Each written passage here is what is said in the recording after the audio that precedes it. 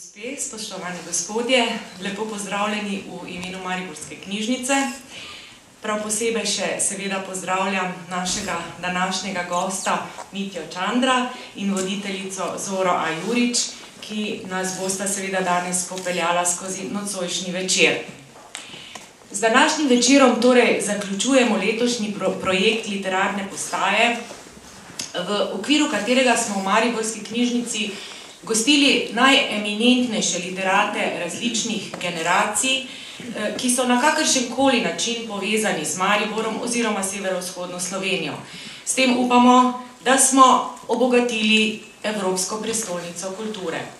Začeli smo januarja z Orkom Simčičem in nadaljevali skozi vse leto zanimivimi sogovorniki, ki so nam skupaj s 3 damami, voditeljicami, odkrili nova spoznanja, obudili zagotovo kakšne spomine in razkrili marsikaj novega. In prepričana sem, da bo tudi nocoj tako. Cilji Mariborske knjižnice pa so bili letos usmerjeni tudi v investicije. A žal smo zaenkrat skupaj z Mariborčani ostali praznih rok. Vendar seveda trdno verjamemo, da se bo to moralo slej ko prej spremeniti. Saj splošna knjižnica je najosnovnejša kulturna infrastruktura v nekem lokalnem okolju, odprta za vse in pravzaprav ima največ daleč obiskovalcev med kulturnimi ustanovami. Ker seveda Rotovž ostaja še v žalostni podobi, ampak tudi zato, da bi brisali meje, ki delajo zidove, smo cikel teh 12 literarnih večerov in naše goste literarnih postaj zasnovali in izpeljali na različnih lokacijah v mestu in izkazalo se je to kot zelo pozitivno. Vse o naših gostih, voditeljicah, ki so mojstrsko in poznavalsko opravile svoje delo, ustanovah, ki so nam prijazno ponudile svoja prizorišča in vseh sodelavcih, ki so pri tem sodelovali, nam bo seveda v nadaljevanju razkril moj sodelavec Klemen Brvar. Meni pa dovolite samo še to, da se ob letošnji literarni postaji zahvalim v imenu Mariborske knjižnice vsem obiskovalcem, ki ste nam sledili na teh postajah, vsem gostiteljem, ki nam niso odrekli prijaznega gostoljubja, Zavodu EPK za zelo dobro sodelovanje in seveda vsem gostom in voditeljicam literarnih postaj. Hvala seveda tudi vsem sodelavcem Mariborske knjižnice, ki ste brezhibno pomagali pri organizaciji teh literarnih postaj in seveda še posebej mojemu kolegu in sodelavcu Klemnu Brvarju, od danes naprej magistru, glavnemu snovalcu in organizatorju teh literarnih postaj, ki je z dušo in srcem poskrbel, da je prav vse potekalo brezhibno. Literarne postaje so postale vidna blagovna znamka Mariborske knjižnice. Zato se zaključkom Evropske prestolnice kulture ne bodo končale. Na njih se bomo ustavljali tudi prihodnje leto. Lahko temu morda rečemo dodana vrednost?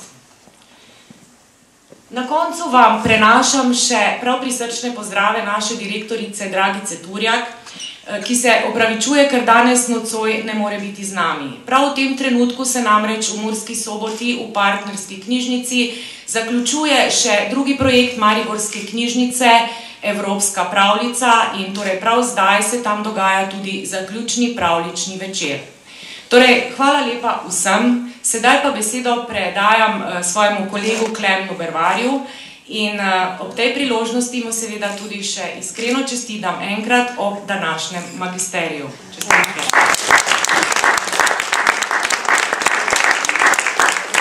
Večer si skupaj, ker sem boljši bralec kot pa retorik, bi vam rad prebral krajši sestavek, določen ekspoze na temo literarnih postaj. Če se ozrem leto nazaj, je bila v primerjavi z današnjim večerom situacija precej drugačna. Pa ne toliko zaradi razgretega družbeno-političnega ozračja, ki tako iskreno upam obljublja korenite spremembe. Pred mano in sodelavci sta se namreč izrisovala 2 EPK-ovska projekta. Bilo je veliko negotovosti in dvomov, a tudi pričakovanj in odločenosti. Za razliko od Evropske pravljice, ki se je izjemno uspešno odvila meseca maja, so bile literarne postaje enakomerno razporejene po celotnem EPK-ovskem popotovanju. Če je bila evropska pravljica šprint, so bile postaje tek na dolge proge. Prednostni slednjega je možnost sprotnega odpravljanja pomanjkljivosti, možnost nadgrajevanja in prilagajanja. Seznam 12 avtorjev je v Mariborsko knjižnico prišel od zunaj, izvedbo pa sem pod spletu okoliščin prevzel sam. Bistveno vprašanje, s katerim sem se ukvarjal, je bilo, kako 12-terico renomiranih postaviti in zastaviti sveže. Ključna težava je bila dvosmerna rutiniranost. Mariborska knjižnica ima na področju literarnih pogovorov kilometrino, s katero prej ko slej pademo v neke okvirje. Po drugi strani pa so bili na seznamu ljudje, ki so zaradi svojega dela in zaslug bolj ali manj redni gosti na literarnih dogodkih po mestu in državi. Dilemo, kako na sveže zapakirati to, kar dobro znamo, so omilila programska izhodišča, smernice, ki jih je z ekipo zasnoval gost današnje zadnje literarne postaje. Širjenje kulture v prostor, v tkivo mesta, med ljudi. Vse to je postal tudi leitmotiv literarnih postaj. V projektu smo želeli izpostaviti večgeneracijsko kulturno in literarno dediščino mesta in severovzhodnega dela države, ki je velika, navdihujoča, a hkrati premalo poznana, celo ignorirana. Nanjo smo lahko upravičeno ponosni, lahko je izhodišče naše samozavesti. Ob infrastrukturnem manku, ki se bo za Mariborsko knjižnico očitno nadaljeval tudi v prihodnosti, smo bili skoraj da primorani v goste. Izbor lokacije po eni strani je narekovala solidarnost mestnih kulturnih institucij, ki so nas prijazno sprejele, po drugi pa kar najprimernejša umestitev posameznega avtorja v okolje. Na tem mestu bi se rad zahvalil Ljudskemu gledališču, umetnostni galeriji, pokrajinskemu muzeju in ekipi Vetrinskega dvora, a tudi hotelu City, kafe baru Toto, Dravski vili in vinoteki Vodni stolp. Sodeč po več parametrih nam ni spodletelo. Kljub temu, da je bil EPK-ovski literarni tok po mojem mnenju najmočnejši in je bila sicer dobrodošla konkurenca velika, se je število obiskovalcev literarnih postaj resnično dvignilo. Povečal se je generacijski domet, pa tudi odzivi so bili ugodni. Barvitost postaj ni bila samo posledica lokacijskih premikov in samosvojosti avtorjev, ampak kroženja trojice moderatork, ki so vsaka na svoj način zaznamovali posamezne postaje.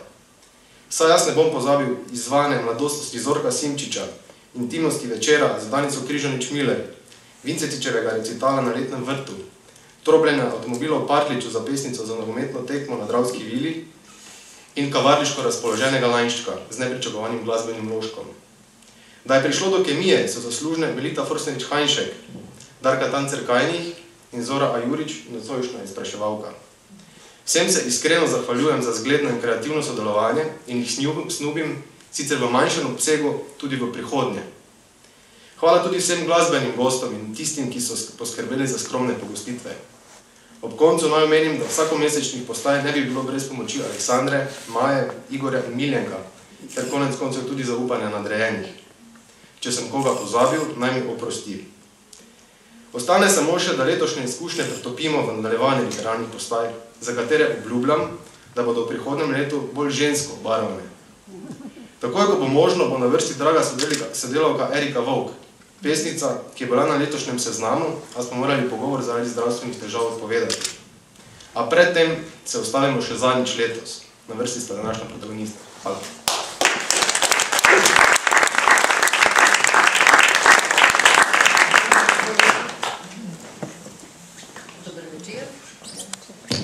Dober večer, spoštovani obiskovalci, spoštovani naši sopotniki na teh 12 postajah. Spomnimo se, da je bil že takrat na prvi z nami tudi Mitja Čander, takrat v vlogi programskega direktorja EPK.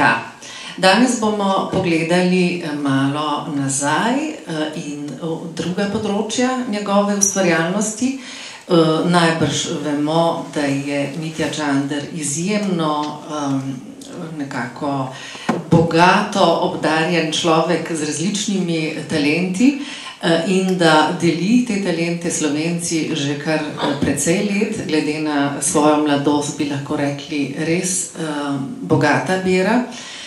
Nocoj se bomo pogovarjali seveda o EPK-ju, predvsem pa o Mitju kot poznavalcu literature in o piscu 3 knjig esejev.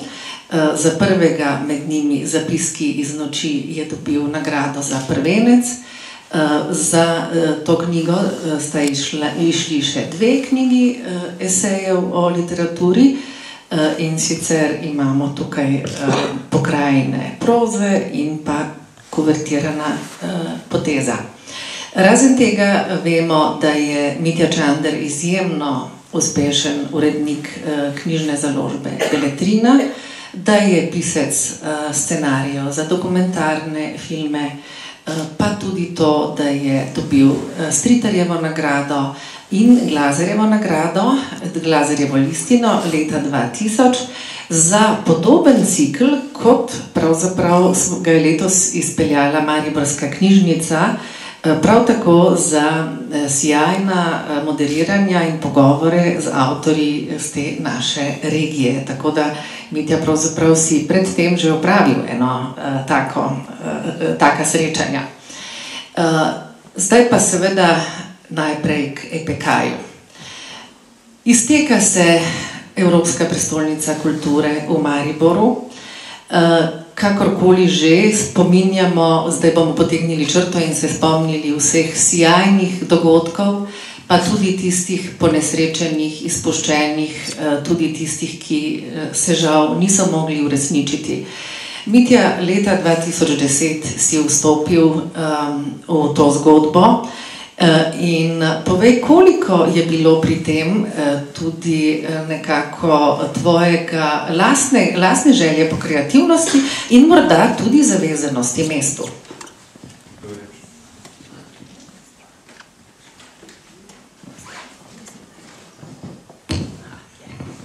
Dober večer vsem skupaj, najprej Zora tebi lepa hvala za povabilo na literarno postajo. Rad bi se mogoče najprej posebej zahvalil Mariborski knjižnici, ki mislim, da je izjemno konsistentno na zelo visokem nivoju izpeljala svoje načrte za letos, tako evropsko pravljico kot seveda literarne postaje, ki so marsikoga na nek način presenetile in pokazali na veliko živost, živahnost mariborske literarne publike. Rad bi posebej čestital Klemnu za magisterij. On je avtor ene fraze, ki jo zdaj jaz tudi rad uporabljam, da se je letos v Mariboru pravzaprav skoraj da vsakdo lahko spotaknil ob kulturo. In mislim, da je to tako posrečeno povedal, da bi bilo škoda si podobno idejo ali pa misel izmišljati za novo metaforo. Ja, zakaj se zgodijo kakšne odločitve v življenju, je vedno težko reči. Jaz sem formalno stopil v to zgodbo sredi oktobra 2010, v mislih pa nekega majskega dneva, pravzaprav, ko sem bil tukaj in sem imel najprej predavanje pri profesorju Jesenšku kot gostujoči predavatelj na Filozofski fakulteti in je bilo fajn, dobro vzdušje in nekako smo se potem sedli po tem predavanju, ne vem, ob 11, 12, mislim, da je bilo bolj dopoldne kot dopoldne in smo začeli nazdravljati, ne vem, tak nek deževn, res depresiven dan je bil in potem sem se jaz počasi preselil iz tega gornjega dela pri Štuku v mesto. Tam sem srečal Gogota pa Verliča, smo pili en čas spet naprej in potem sta ona dva nema, ali sta se zafrkavala, ali sta resno mislila, mogoče pač sta tudi komu drugemu to govorila, sem rekla, pa zakaj pa ne bi ti bil programski direktor EPK-ja. In jaz seveda do tistega trenutka niti podrazno nisem o tem razmišljal, niti o tem, da bi se vrnil v Maribor, niti o tem, da bi zapustil na nek način s to totalno aktivno vlogo založbo. Sam EPK se mi je itak zdelo do tistega trenutka, da je seveda velika ideja, da je to Kibla z Pecom na čelo in ekipo naredila eno veliko idejo, da pa je seveda hkrati bilo kup nekih sporov, škandalov in da so takšnih zgodb človek, če je pameten, izogiba. No, ampak tisti dan je potekal naprej in ono dva sta me to vprašala, jaz sem pa rekel, pa ja, zakaj pa ne, imate prav, pa res, bom pa jaz mogoče res kandidiral za to vlogo. In pridem potem nekako proti drugemu jutru domov v Ljubljano, ženi povem za to svojo odločitev in ne primisli, da se mi je zmešalo. Potem je pa mogla seveda to sprejeti, zato ker jaz sem pa isti hip potem, oziroma drugi dan začel pa res resno razmišljati o tem in sem seveda kmalu videl več nivojev tega. Po eni strani se mi je zazdelo, da je to res lahko velik izziv, ker EPK je le nekaj zelo nevsakdanjega, nekaj, kar pravzaprav kot izziv srečaš mogoče enkrat, dvakrat v življenju, ne vem, mogoče ima kdo srečo, da tudi večkrat. In se pravzaprav, ko si postavljen pred takšen izziv, moraš odločiti, ali ga boš sprejel ali ne. Sam sem pa navajen seveda tega, da se mi izzivi ponudijo takrat, ko okoliščine niso enostavne. Ko so okoliščine enostavne, so običajno pač nekako že itak drugi različni ljudje, ki se potem ukvarjajo z določenimi projekti. In ravno zapletenost situacije okrog EPK-ja takrat, in žal seveda tudi kasneje, je bila verjetno tista, ki je sploh odprla vrata, da sem lahko pač sam prišel v to zgodbo. Seveda je bilo pa meni, bolj ko analiziram nazaj, izrazito veselje ali pa ne bi šel EPK-ja delati, saj ne takrat, nobeno drugo mesto. Tudi v Ljubljani se tega ne bilo to. In seveda je bila pa podzavesti verjetno odločilna ravno tista priložnost, da se z nekim konkretnim projektom, z nekim konkretnim angažmajem vrnem v Maribor in ta odločitev se mi zdi danes, da je bila zelo pravilna. Zato, ker dejansko uživam v Mariboru, kljub vsem tem težavam, ki so, zelo sem vesel, da sem se na nek način vrnil domov in si seveda osebno želim, da bi bile okoliščine, pogoji dela in vsega drugega v prihodnjih letih takšni, da bi lahko tukaj seveda živel z celo družino, da se bi ta mariborski negativizem prislovični nekako vendarle tudi mogoče po zaslugi EPK in tudi drugih dogodkov razpršil in da bi sproščeno zaživeli, ker mesto ima ogromno potencijalov, ogromno krasnih, inteligentnih ljudi, mora pa prekiniti s tem fatalizmom in večno črnogledostjo, ki se mi zdi nekaj, kar nas po nepotrebnem hromi. In še enkrat, človek pa časih ne ve, zakaj se kaj odloči, ampak dobro reče potem, ko gledaš nazaj, lahko rečeš, da si se na nek intimni način odločil prav. Kaj pa zdaj tvoji čisto osebni občutki? Bil si na ogromno prireditvah, otvarjal, na vseh teh 4 sklopih si sodeloval in če bi zdaj zelo hitro moral izločiti nekaj najpomembnejših dogodkov, ki so recimo tebi osebno veliko pomenili, za katere bi se odločil, česa bi se zdaj spomnil? Ne samo, da želim biti korektna, ampak dejansko je zelo težko izločati stvari. Jaz sem res bil na različnih zadevah in narejen sem na nek tak način, da me vsaj toliko zanimajo ali pa osebno pritegnejo tako imenovane male zgodbe, na videz male zgodbe, kot veliki spektakli. Osebno se na nek način ob velikih spektaklih in veliko protokolarnih zadevah mogoče celo čutim nekoliko nelagodno, ni to moj nek naravni milje. V nekih bolj intimnih okoliščinah pa pravzaprav boljše. Zato sem z posebnim veseljem obiskoval različne zadeve, ki so bile mogoče zelo majhne na prvi pogled. In hkrati seveda tudi velike zgodbe, ki so pa prinašale neko drugo kvaliteto. In zame je to vse skupaj bilo isto na nek način presenečenje. Vsej program je bil pripravljen v vseh smislih, produkcijskih in tako naprej. Ampak nišče ni mogel vedeti, sključno z mano ne in z nikomer od ljudi, ki smo tako ali drugače sodelovali, ne samo kako bodo izpadli posamezni dogodki. Včasih si pač bolj zadovoljen, kaj celo preseneti, pozitivno, boljše, kot si pričakoval. Včasih tudi manj normalno pri taki masi zadev so pričakovanja, ki je intimno više, kot se potem realizirajo.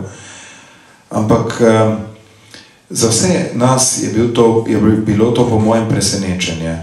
In meni osebno je ta, da rečem, feeling ali pa občutje celote pomembno.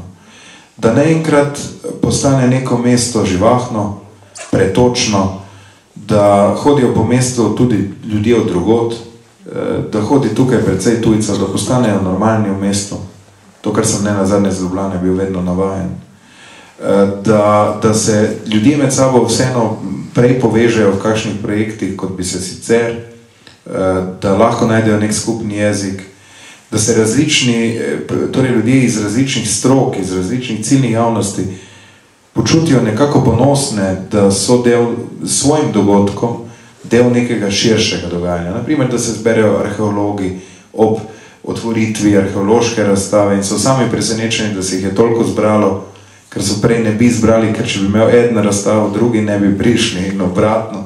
In so nekako čuti v zraku, da ne gre samo za to njihovo razstavo, ampak da je ta razstava del nekega večjega dogajanja v mestu. In takšnih zgodb je bilo veliko. In to občutje nekega živahnega, odprtega mesta, ki je letos eno, Mariboru kljub vsem težavam, kljub vsem stiskam, kljub vsemu besu, kljub vsej jezi na župana, na državo, na okoliščine, da je ravno ta neka samozavest v tem pozitivnem smislu prišla do izraza. Recimo to, da mi zadnje pol leta sem srečal zelo redko koga, ki mi je govoril o Ljubljančanih pa o Ljubljani. Nekako se je to zgubilo naenkrat. Prej pa ni šlo brez tega, kaj vse je Ljubljana kriva na eni strani, po drugi strani pa je vedno ljudi tudi fascinirala. In isti ljudje, ki so mi govorili, zakaj je Ljubljana vse kriva, so me hkrati spraševali, no kaj pa pravijo v Ljubljani, kaj se tam dogaja. Zdaj me niti eno, niti drugo, nišče več kaj dosti ne sprašuje. To pomeni, da smo dobili eno zdravo samozavest. Da nismo več toliko obremenjeni zdaj s to Ljubljano, ampak da se počutimo kot en del srednjeevropskega prostora, med Gradcem, Zagrebom, Ljubljano, nekako dovolj suvereno v svoji drži, neogroženo. In če bo ta proces šel naprej, se mi zdi, da je Maribor lahko eno čudovito mesto in nič ne raje biti zafrustrirano zaradi svoje majhnosti, ampak ravno obratno, včasih manjša mesta ponujajo pravzaprav večjo kvaliteto življenja, ker so tudi manj nasičena že z vsem mogočim.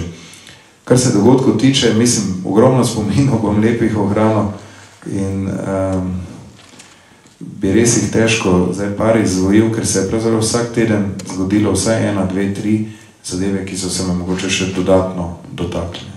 No, ampak verjetno, če bi ti kdo kot otroku povedal, da se boš v Mariboru srečal z Garjem Kasparovom, bi bilo to zate takrat na meji fantastike.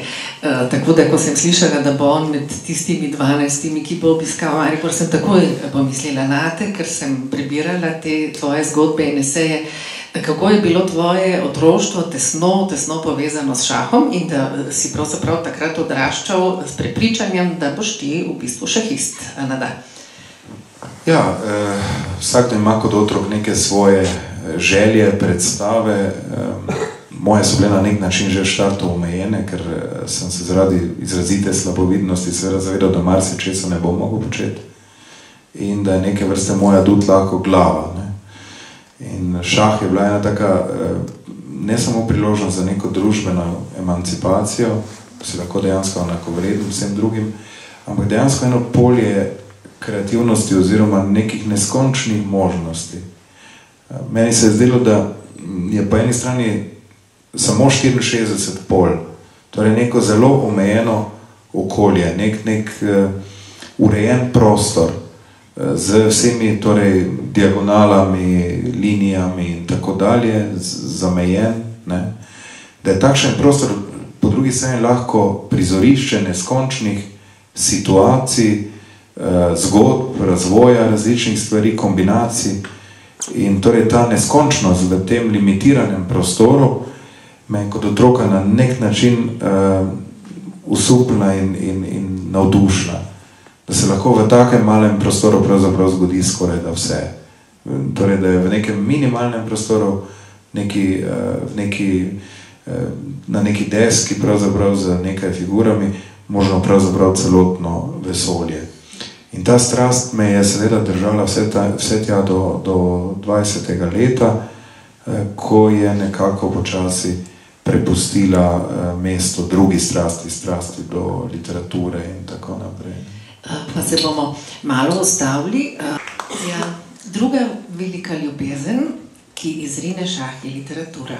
V srednji šoli se nekako začenja ta menjava, literatura, ki se ti je zdela prej hobi, stopi na prvo mesto, šah postaja hobi in praviš, da te je izrazitega racionalista pretreslo spoznanje. Kaj pa, če ni logičnega pravila in nam literatura omogoča pogled v temno skrivnost, v pogled v pokrajino onkraj vseh matov?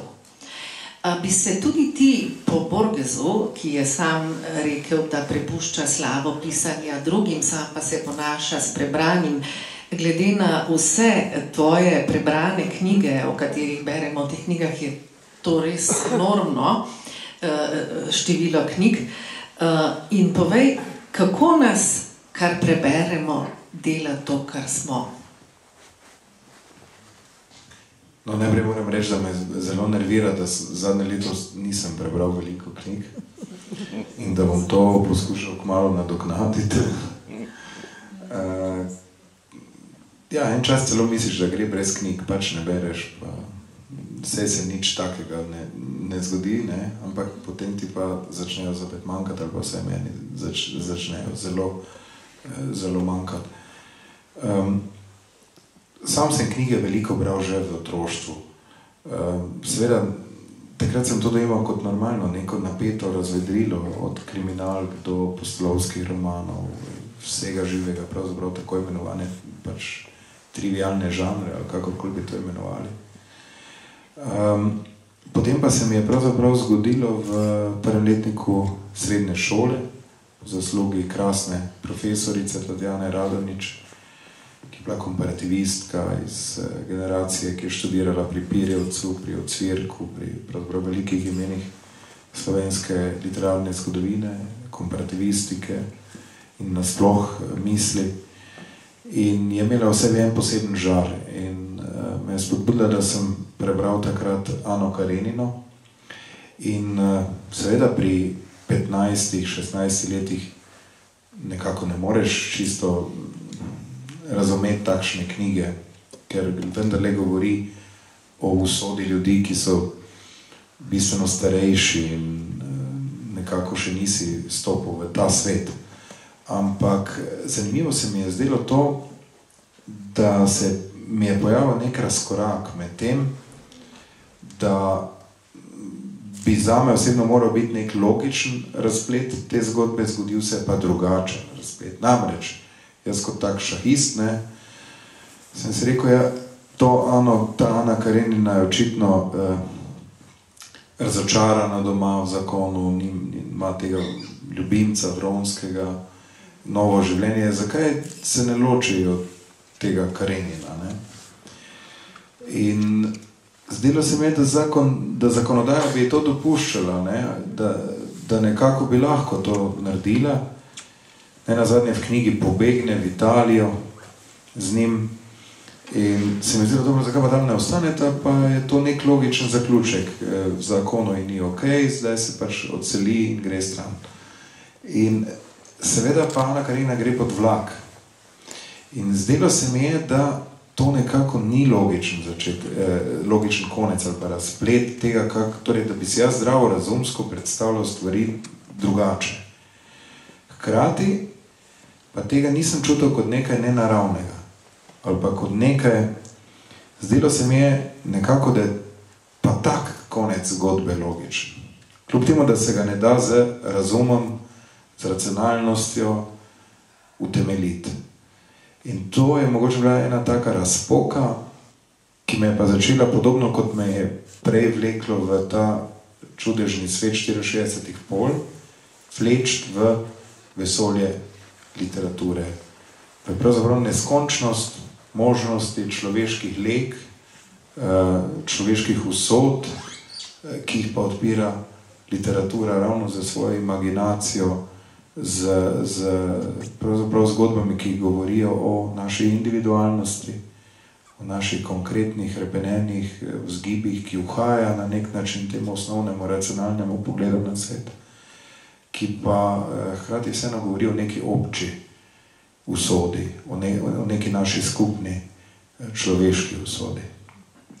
Je pa zanimivo, da si je ta fascinacija z rusko literaturo, naj praviš, v Rusijo grem po neko svojo zgodbo, iskati svojo zgodbo, se je začela tudi že prej, tudi konec koncev šahisti.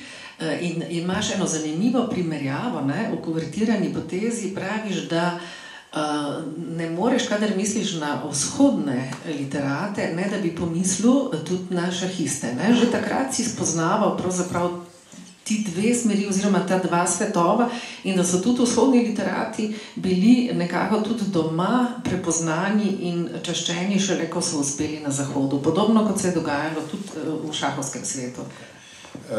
Odraščal sem nekako seveda ob dvoboju Karpov Kasparov leta 1984, ki je bil epski dvoboj, ki se ga mogoče mnogi spominjate. Spominjamo potem, da se je takrat šah celo prenašal po radijskih valovih in je Ivo Bajec poteze narekoval, mi smo jih pa premikali. Seveda je bilo to tako zanimivo tudi zaradi širšega družbenega konteksta. Pred tistim dvoboj Fischer-Spassky kot dvoboj Američana in Rusa, kasneje pa dvoboj mladega vihravega Kasparova in pravzaprav z aparatom nekako spojenega Karpova, ki je bil član politbiroja in tako naprej. In tudi kasneje sta njuni politični poti šli seveda čisto vsaka sebi. Predvsem se mi zdi bistveno to, da nikoli nisem imel predsodkov do vzhoda. Slovenci imamo to težavo, da ne vemo točno, kaj smo, ali pa rečeno drugače, pripadamo zelo različnim identitetnim krogom. Smo del Srednje Evrope, smo del Mediterana, smo del Balkana, smo del vzhoda in pač verjetno še česa. In zdaj smo nekako v 20 letih sami sebi govorili, da smo zgodba o uspehu in verjetno smo po nekih objektivnih kazalcih tudi bili do neke mere uspešni. In jaz mislim, da sicer tega nismo nikoli na glas upali povedati, ampak mi smo mislili, da smo mi že skoraj da Zahod, no. Čist blizu, ali pa vsaj ona zadnja država, ki še pride zraven, pa je le Zahod. Bog ne daj, da bi nam kdo rekel Balkan, to je vedno bil problem, smo jugovzhodna Evropa po tej geostrateški terminologiji. Še hujša žalitev za nas je pa pravzaprav, da smo vzhod. Jaz mislim, da smo mi normalno del vzhodne Evrope z neko specifično izkušnjo, za izrazito bližino tega konteksta, smo del Srednje Evrope in tako naprej, ampak vendarle pripadamo tudi vzhodni Evropi, vzhodnoevropski izkušnji, čeprav na zelo poseben način. In zato se mi je raziskovanje vzhoda, bodi si intelektualno, torej vzhodnoevropske literature, filozofije, umetnosti, filma naprimer, vedno zdelo vznemirljivo in zato se mi je tudi vedno zdelo zanimivo potovati po vzhodu. Bil sem res kar precej in po Rusiji, na Poljskem, Češkem, Madžarskem, Romuniji, baltskih državah in tako naprej. In nekako je bilo včasih celo videti čudno, ker jaz sem vedno šel z veseljem na te literarne turneje na vzhod, drugi so šli pa, ne vem, raje v Pariz ali pa kako tako veliko mesto, ker na vzhodu je seveda bilo dinamično, zanimivo, nenavadno. In vzhod pač je ena tista polovica Evrope, ki je na nek način v neki temi, v neki inferiorni poziciji. Ne nazadnje, ko se sestavljajo neke zbirke referenčnih, filozofskih ali pa teoretskih tekstov na zahodu, je zelo redko vključen do izhoda. Lahko nekako čutimo nek pokroviteljski odnos zahoda do vzhoda, ker naj bi bil vzhod bolj zanemarjen, iracionalen, tam so itak vsi pijani cel čas in tako naprej. Sam pa mislim, da je vzhod vsaj na tak način tudi naša usoda, kot je Zahod naša usoda. Slovenci pripadamo različnim identitetnim krogom, kot rečeno, in mislim, da moramo do vseh teh identitetnih krogov biti pozorni in da nas ne sme biti sram nobenega od teh identitetnih krogov. Še ena taka fascinacija, ki je delno tudi povezana z Ano Karenino, je fascinacija z vlaki. Tako da, ko si tisti prvi esej v knjigi, ki se pojavi, začel pisati o vlakih, se ti potem šele Ana nekako pripelje v to zgodbo in praviš, na nekem mestu zapišeš, literarni svetovi vselej govorijo o odmiku, odklonu, skrajni legi, njihova vez z resničnostjo je popačeno zrcaljenje. Umetnost pogosto reagira na tiste aktualne diskurze, ki jih prepoznamo kot mitomansko lepilo skupnosti. Sam se, na primer, lotevaš alpskega mita. Od pokolične podobe Heidi do kritičnosti, cinizma in posmeha Bernharda in Kobelija. Koliko tega demitiziranega pogleda se pravzaprav tiče tudi nas na tej toliko opevani sončni strani Alp?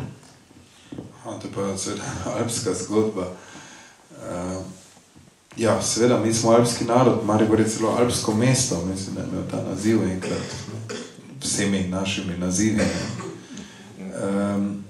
In seveda se nas, Slovenija je pa že res nenavadna dežela, vse to se sliši že 1000-krat pač iztrošeno, ampak res je na tako majhnem prostoru pač možno opaziti zelo različne, ne samo geografske lege, ampak tudi mentalitetne.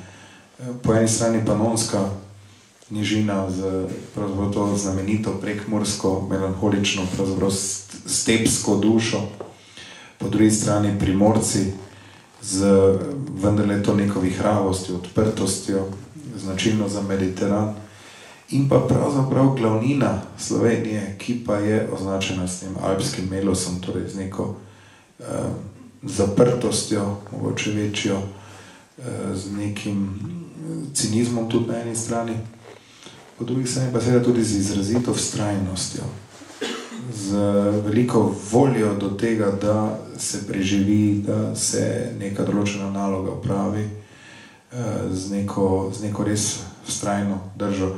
In seveda alpska mentaliteta je za nas značilna. Jaz sem se začel s tem pravzaprav ukvarjati ob dveh zadevah.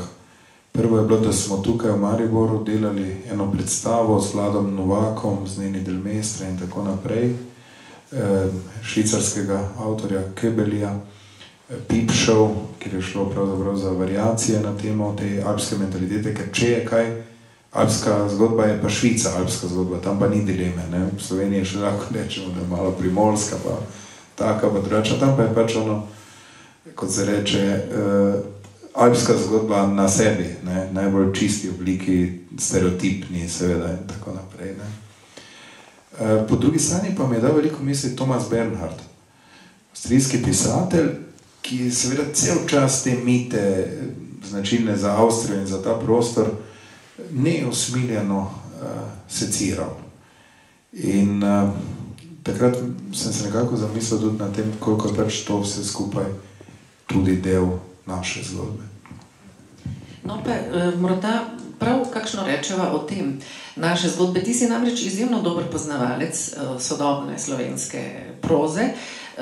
Konec koncev si uredil slovensko kratko prozo med leti 1990 in 2004, izbral, uredil in bil si sourednik tudi tega izbora, antologije Skrito.si, kjer govorijo slovenski avtorji o nekih svojih prostorih, skritih ali bolj znanih.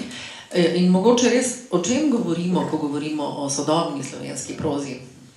Zdaj, ko je nastajala ta antologija, ki je najprej pravzaprav nastala na pobudo hrvaškega založnika in je bila kasneje, ali pa vmes, 7, 8, ne vem, natančno, kar precej jezikov je bila res prevedena, kot nek panoramski, hkrati pa vseeno selekcioniran pregled mlajše slovenske proze.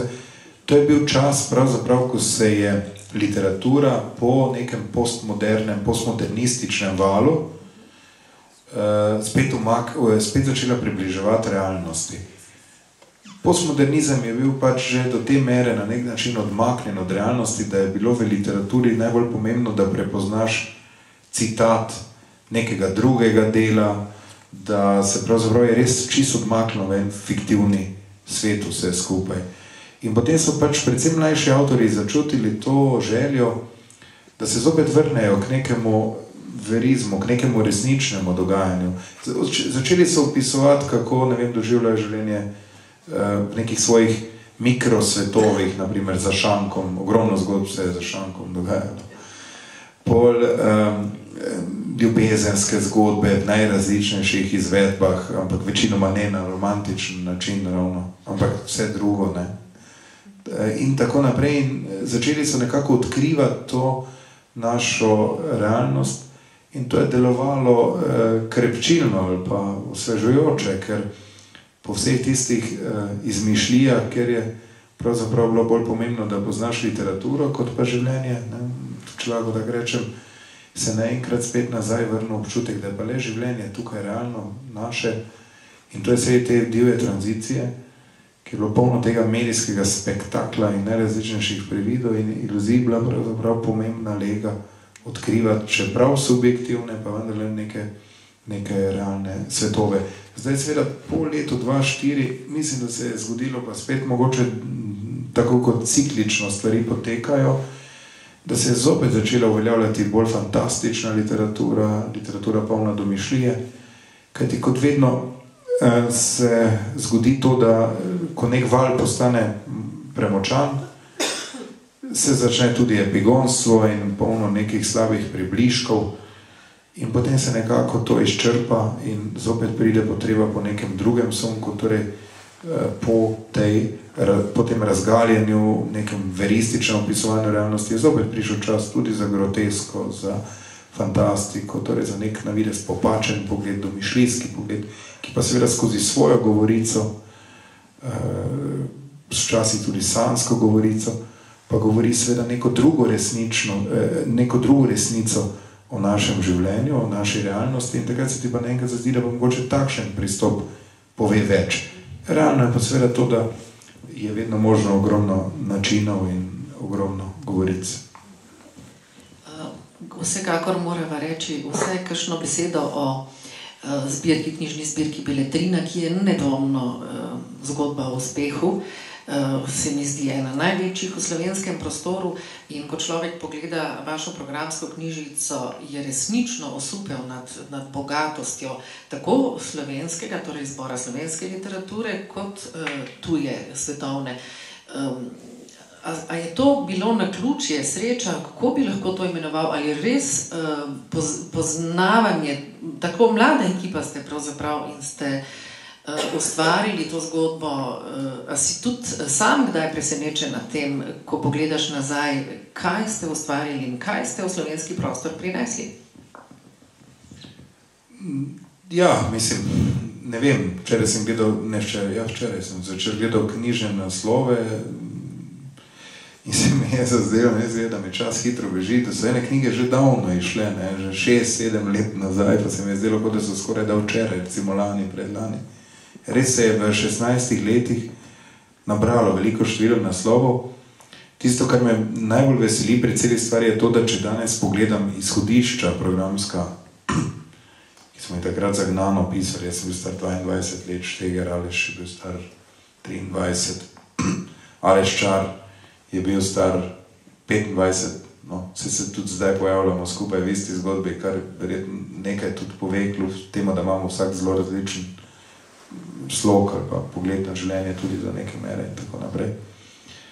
In če pogledam za nazaj tistih nekaj misli, kakšen je cilj pravzaprav knjižne zbirke Beletrina, jih lahko še vedno mirno podpišem. Namreč šlo je dejansko za to, da se pluralizira na eni strani prostor, da ni to neka zbirka, ki objavlja samo poezijo, samo prozo, samo romane, samo, ne vem, neko določeno, torej zvrst ali pa generacijsko, ali kakorkoli, ker takrat so bile vse zbirke na tak način narejene, ali pa recimo zgolj domače leposlovje, zgolj prevodno, ali pa zgolj klasiko, ali pa nove avtorje, mlade avtorje. Mi smo poskušali torej to odpreti na eni strani, po drugi strani pa zavzeti neko stališče, da morajo biti objavljena dela ne le kvalitetna po teh nekih objektivnih standardih, ampak da morajo biti intelektualno, življenjsko, umetniško vznemirljiva. Seveda je to vedno, potem te vsak vpraša, ja, kaj pa to je? Ne, zdaj, če mu odgovoriš s profesorjem Kosom, ni dovolj, ne?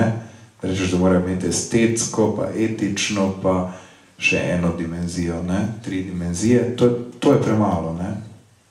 In potem ti spet, če to poveš, ti spet vsak reče, kaj pa to je? In do česa prideš? da je treba na neki točki pač prevzeti odgovornost za neko selekcijo. In da se ne moremo pretvarjati, da je vse enako dobro, oziroma da je za vsakogar od nas vse enako dobro in da nekdo z svojim podpisom pač na nek način tudi vrednoti oziroma selekcionira določena literarna dela, kakor seveda tudi nasploh je stvar pri umetnosti. In s tem pač prevzema odgovornost, da prezentira nek svoj pogled, ki ni nujno edini, ki nikakor nima te tendence, da bi moral biti edini, ampak je pa pač nek konkreten pogled. Torej, da se ne izogibaš odgovornosti. Ker takrat je bilo recimo ena taka stvar, ki se je redno dogajala. Kolega Vrtnik je vedno vsakemu rekel, da ima, to je bilo leta 96, je rekel, vsakemu rokopis prinesel, rekel, do leta 2000 imam vse polno. Ne?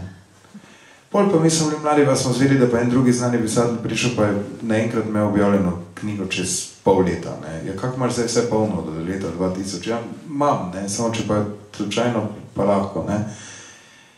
Jaz sem si predvsem želel, da ljudem ne bi takih odgovorov v življenju takrat dajal in da bi vsi skupaj lahko pač rekli, prišlo je do nekaj hudih zamer, moram reči, ker je nekaj klasikov slovenskih sedanjih izpadlo in mislim, da so morali biti zelo užaljeni. Kdo se tudi po 10 let ni z mano potem pogovarjal, ker kaj si pa ti mulci mislijo, ne? Mislim, da si upajo zavrniti nekoga, ki je recimo danes dobitnik velike Prešernove nagrade. Ampak izkazalo se je, da je ravno tak pristop bil dober in da je ravno zaradi tega na dolge proge ta zbirka lahko preživela, ker je bila vendarle vznemirljiva in nove knjige so obetale nekaj vznemirljivega, nek občutek, da se bo pa ob teh knjigah v njih seveda, ampak ob njih nekaj zgodilo. In mislim, da ta žar nas je vodil tudi vse skupaj naprej, da je pravzaprav s knjigami res možno misliti za res, ko se reče, ne? Da se res lahko kaj spremeni v glavi, da res lahko kaj premakne. In ta utopični moment se mi zdi za vsakršno početje pomemben. Pa če se vrnemo vsem, ne glede na to, ali delaš program Evropske predstavnice kulture, ali knjižne zbirke, ali sam pišeš neke stvari, ali delaš kaj drugega v življenju, mislim, da ta utopični moment je pomemben, ker drugače se vse skupaj zvede na pragmatizem in v končni fazi na cinizem. Fina istočnica za naslednje vprašanje, ker zapišeš, literatura velja za dokaj zmozljiv teren. Vsi tisti, ki se je radi lotevajo z dobro umerjenimi kalupi, slejko prej pogorijo. Njena podmena je imperativ, da mora literatura zlo vselej obravnavati z nekim višjim namenom, junak se mora preko zla, ki ga povzroča ali mu je prizadejano, pribiti do neke višje resnice. In tako naprej. Literatura pa se ob tem spremeni v kovnico velikih spoznanj. V zgodbi o telesu ugotavljaš, da ni več zmeraj tako, da je že kar desetletja telo poslednji preživeli mit in naštevaš, da je zadnja trdnjava morebitne življenjske avtentičnosti, še zadnja preostala fronta, na vides edini preostali laboratorij človekovega tipanja med resničnostjo in simulacijo med življenjem in smrtjo. In ob tem seveda ne moreš mimo Helbeka, Sarah Kane in podobnih avtorjev. In kaže, da seveda si sam na stališču, da ima avtor v tem popolno svobodo. Ja, to sem pisal v času, ko seveda se mi je zdelo to vznemirljivo, takrat je bil recimo en tak avtor, ki je bil zelo zanimiv, je bil ravno Houellebecq z svojimi prvimi deli. Tu je bil tako osnovni delci, ker je preizkušal pravzaprav hipijevsko idejo svobodne ljubezni, ki se je končala potem na koncu z zlomom hrbtenice, ne? Pač takim čist fizičnim, konkretnim. Pol tukaj je bil seveda Elis z Ameriškim psihom, najbolj me je pa na nek način presunila Sarah Kane, ker je bila pa zgodba izrazito ponotranjena njenih stisk, duševnih stisk, ki so pravzaprav prehajale v fizično bolečino in to me je nekako takrat zelo pretreslo na nek način in ta zgodba o telesu se mi je zdela pomembna kot neka zadnja demetizacija. Ampak kot pri vsaki demetizaciji je pač tako, da če jo izvedemo korenito, ne, in natančno do konca, potem se običajno stvari obrnejo in se zopet vrne vse skupaj na nek začetek, do neke nove avtentičnosti. Torej, gre bolj za to, da se postrga vse tisto, kar je odvečno in kar pravzaprav ne predstavlja nekega živega tkiva. Nenazadnje Thomas Bernhard, o katerem smo prej govorili, je bil vedno, na prvi pogled so vsi misli, da je ljudomrznik in da nima, da nič dobrega nikjer ne vidi, ne. Potem mi je dalo misliti, ko sem videl, da je vedno znova navdušen nad Italijo, nad Rimom, da torej nad nekim jugom toplim, ampak to mi tudi še ni bilo dovolj, ker sem pa se cel čas v tej Avstriji piše, pa še tam živi, zakaj pa pol ne gre v Rim, ne?